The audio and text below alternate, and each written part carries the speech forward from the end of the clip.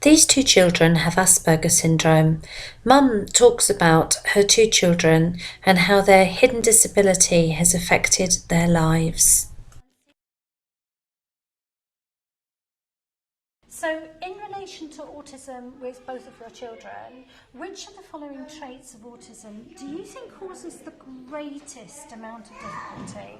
So, social communication, social interaction, or social imagination?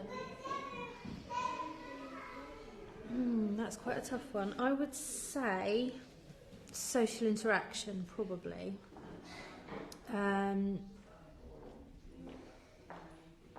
Is it around friendships?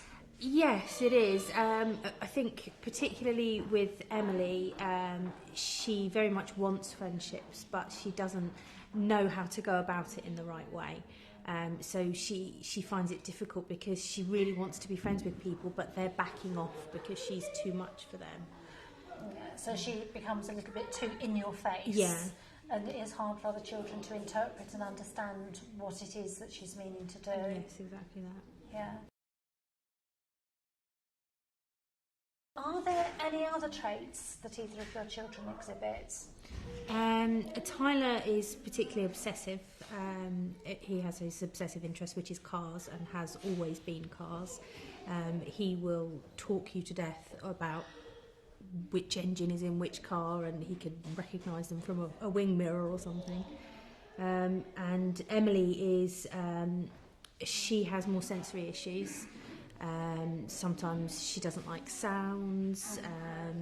She's a sensory seeker, so she loves to spin, she loves to swing, she loves to jump. Yeah.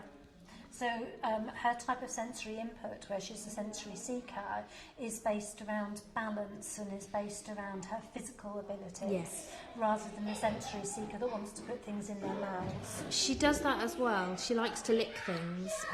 We had to get her to stop licking cars because that obviously wasn't a great thing. No. And people that she would meet. But yeah, she does like to mouth and lick things as So well. she'd lick people that she met. She would, yeah. She would often, when she was younger, she would come up behind somebody and lick the back of their legs, and obviously that would give them quite a fright. Yeah, no, I can understand that.